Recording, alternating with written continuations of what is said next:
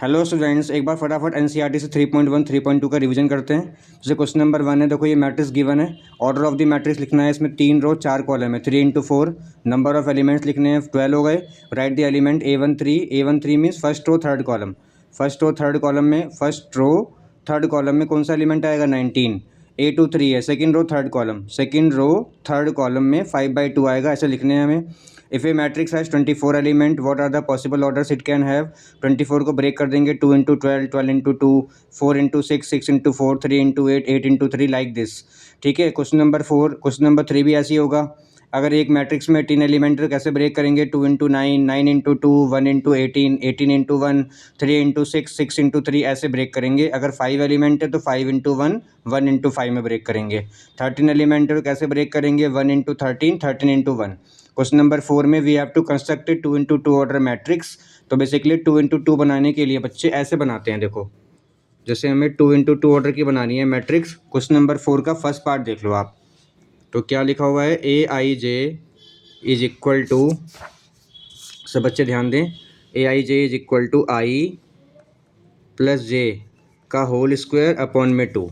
और बनानी है हमें, ये बनानी है मैट्रिक्स। तो पहले अगर हमें 2 इंटू 2 ऑर्डर की बनानी है मैट्रिक्स, तो हम बनाएंगे उसका structure A11, A12, A21, A22।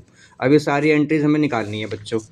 तो देखो ध्यान से, सारी एंट्रीज कैसे निकालेंगे। A11 के लिए हम I की जगह 1, J की जगह 1 रखेंगे। 1 + 1 2, 2 का स्क्वायर 4, 4 अपॉन में 2, तो ये 2 आ गया। ऐसे A12 के लिए 1 + 2 3 का स्क्वायर 9/2, 9/2 आ गया।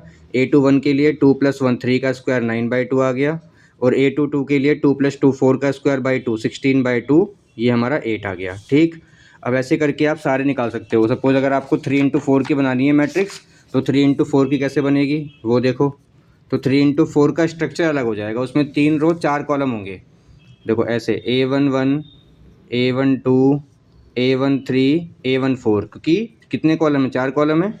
Similarly A21, A22, A23, A24, then A31, A32, A33, A34।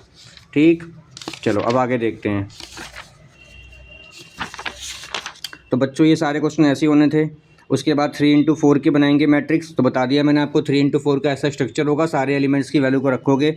Suppose आपको A11 निकालना है तो आप यहाँ पे 1 1 रखोगे। A21 निकालना है तो आप यहाँ 2 1 रखोगे और निकल जाएगा।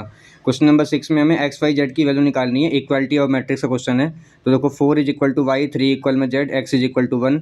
जैसे ये वाला क्वेश्चन है, एक्स प्लस वाई इक्वल में 6, x y is equal to 8।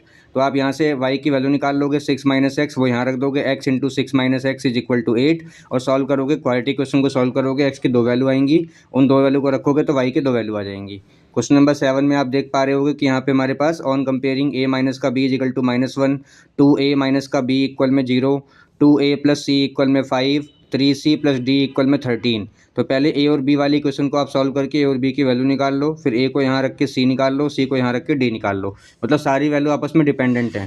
Question number 8 पूछ रहा है, मल्टीपल चॉइस क्वेश्चन है कि कौन सी स्क्वायर मैट्रिक्स है। स्क्वायर मैट्रिक्स एक ऐसी मैट्रिक्स होती है इसमें number of rose number of column equal होते हैं, तभी तो उसका नाम स्क्वायर पड़ा। स्क्वायर में क्या होता है? ऑल साइड्स इक्वल होती हैं, तो मतलब रोज और कॉलम्स ये दोनों इक्वल होंगे, तो स्क्वायर मैट्रिक्स कहलाएगी वो। m is equal to n, option C is correct. Question number 9 में कह रहा है एक्स और वाई की वैल्यू क्या होगी। तो 3x plus 7 is equal to 0, x is equal to -7/3, कोई भी ऑप्शन में नहीं है, नॉट पॉसिबल टू फाइंड हो जाएगा। और वाई की वैल्यू आ जाएगी इसमें 7, ये तो ऑप्शन में है, बट एक्स की वैल्यू कोई ऑप्शन में नहीं है। नॉट पॉसिबल टू फाइंड नहीं होना चाहिए, गलत लिखा हुआ है, ये होना चाहिए नन ऑफ दीज होना चाहिए था, बट क्या करें, जो लिखा है तो लिखा ही है। वैसे तो इसका आंसर सही नन ऑफ दीज ही होगा। उसके बाद क्वेश्चन नंबर 10 में देखो, the number of all possible matrix. 3 into 3 order है, 0 और 1 हमें यूज़ करनी है, एंट्रीज एलिमेंट यूज़ करने हैं। तो कितने ऑर्डर बनेंगे? तो देखो number of all possible matrix, इसका एक फॉर्मूला होता है बच्चों, यहाँ ध्यान दो। Number of all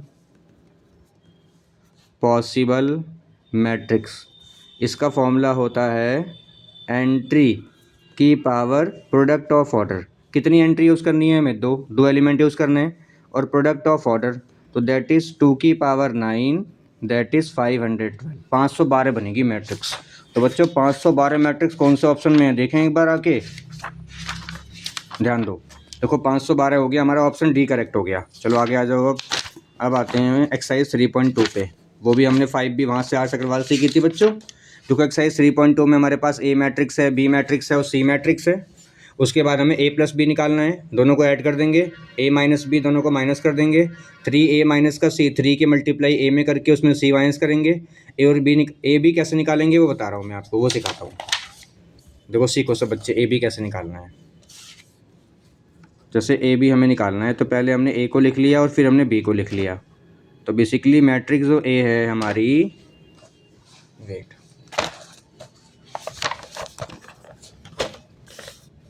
matrix A जो है हमारी बच्चों दैट इज़ 2 4 3 2 एंड 1 3 माइनस का 2 5। इसका ऑर्डर लिखा 2 इंटू 2, इसका ऑर्डर लिखा 2 इंटू 2। फर्स्ट का कॉलम सेकंड का रो सेम होना चाहिए। देखो पहले हम ऑर्डर लिखते हैं, 2 इंटू 2 ऑर्डर की मैट्रिक्स है, ये भी 2 इंटू 2 ऑर्डर की मैट्रिक्स है। फर्स्ट वाले का कॉलम और सेकंड वाले का रो सेम होना चाहिए, ये इससे कटेगा तो आंसर 2 इंटू 2 में आएगा। पहले फर्स्ट रो की मल्टीप्लाई, पहले हम दोनों का ऑर्डर लिखते हैं, इसका भी 2 इंटू 2, इसका भी 2 इंटू 2। फर्स्ट का कॉलम सेकंड का रो सेम होना चाहिए, ये इससे कैंसिल आउट हो गया तो आंसर 2 इंटू 2 में आएगा। पहले फर्स्ट रो की मल्टीप्लाई फर्स्ट कॉलम में करेंगे तो दैट इज़ 2 1 जा 2 माइनस का 8। फिर फर्स्ट रो की मल्टीप्लाई सेकंड कॉलम में, मतलब पहले एलिमेंट की पहले एलिमेंट में, दूसरे एलिमेंट की दूसरे एलिमेंट में, लाइक दिस 3 1 जा 3 माइनस का 4, ऐसे ही 9 प्लस 10। तो आप देख पा रहे हो माइनस का 6 26 -1 और 19, ये आ गया हमारा ए बी का आंसर। अगर हम अगले वाले पार्ट में बी ए निकालें तो बी को लिखेंगे पहले, ए को लिखेंगे बाद में, फिर मल्टीप्लाई करेंगे तो उसका आंसर डिफरेंट आएगा।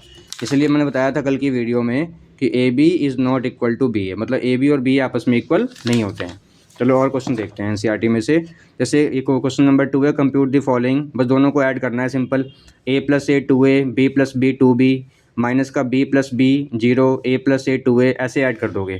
जैसे ये वाला क्वेश्चन है A square plus B square plus 2ab, तो ये बन जाएगी आइडेंटिटी a प्लस बी का whole square, b plus C का whole square, a plus A minus C का होल स्क्वायर और a माइनस बी का होल स्क्वायर। इसमें फर्स्ट एलिमेंट को फर्स्ट एलिमेंट में ऐड करना है, सेकंड एलिमेंट को सेकंड एलिमेंट में ऐड करना है, थर्ड एलिमेंट को थर्ड एलिमेंट में ऐड करना है, ऐसे करना है क्वेश्चन।